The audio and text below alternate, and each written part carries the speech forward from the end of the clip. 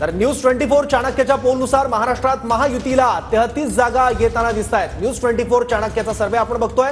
या पोलनुसार महाराष्ट्रात महाविकास आघाडीला 15 जागा येताना दिसत आहेत। न्यूज 24 चाणक्यच्या पोलनुसार महाराष्ट्रामध्ये महायुतीला 33 जागा मिळण्याचा अंदाज आहे। न्यूज 24 चाणक्यच्या पोलनुसार महाराष्ट्रामध्ये महाविकास आघाडीला 15 जागा मिळण्याचा अंदाज। तर एक अपडेट सांगलीबद्दल एक्झिट पोल नेमका काय सांगतो। एक्झिट पोलनुसार सांगलीतून विशाल पाटील हे आघाडीवर आहेत, ज्यांना उमेदवारी मिळणार हे जवळपास निश्चित मानलं जात होतं। पण ऐनवेळी उद्धव ठाकरेंनी उमेदवारीची घोषणा केली चंद्रहार पाटलांच्या, आणि त्यानंतर विशाल पाटलांनी बंडाचं निशाण फडकावत अपक्ष उमेदवारी अर्ज दाखल केला होता। आणि आता विशाल पाटील हे आघाडीवर दिसत आहेत। तिरंगी लढत आहे।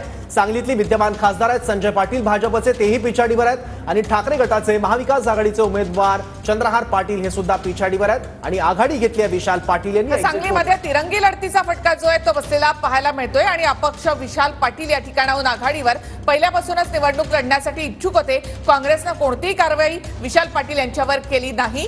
तसंच विश्वजित कदम ठामपणे विशाल पाटलांच्या पाठीशी उभे राहिले। संजय पाटील भाजपचे पिछाडीवर, चंद्रहार पाटील देखील ठाकरे गटाचे इथे एक्झिट पोल समोर आलेली आहेत। आपण संदीपान भुमरे यांच्याशी बोलणार आहोत। भुमरे साहेब, एक्झिट पोल समोर आलेली आहेत। लोकसभा आपल्या छत्रपती संभाजीनगर लोकसभा मतदारसंघामध्ये तुम्ही पिछाडीवर दाखवतायत आणि चंद्रकांत खैरे आघाडीवर दाखवलं जात आहे। ठीक आहे, आता एक्झिट पोल येतो, पण 4 तारखेला कळण की कोण पिछाडीवर आहे आणि कोण आघाडीवर आहे हे 4 तारखेला कळण काय। आता एक्झिट पोलवाल्यानं दिलं ते त्यांचं मत त्यांनी मांडलं, पण मला एक सांगायचं की 4 तारखेला आपल्या लक्षात येईल की संभाजीनगरचा छत्रपती संभाजीनगरचा खासदार हा महायुतीचा असेल। म्हणजे तुम्ही तुमच्या 1.5 लाखाच्या लीडवरती ठाम आहात। मी 1 ते 1.5 लाखापर्यंत ठाम आहे। 1 ते 1.5 लाखापर्यंत निश्चित विजय होईल असे मला खात्री आहे। म्हणजे एक्झिट पोल काही जरी आला तरी चंद्रकांत खैरेंना संभाजीनगरची जनता स्वीकारणार नाही असं तुमचा दावा आहे।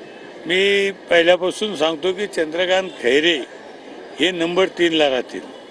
पहिल्यापासून सांगतो मी हे नंबर 3ला राहतील। त्याच्यामुळे एक्झिट पोल खरा हा 4 तारखेला तुम्हाला दिसेल की कोण निवडून येतं। तर होते संदीपान भुमरे।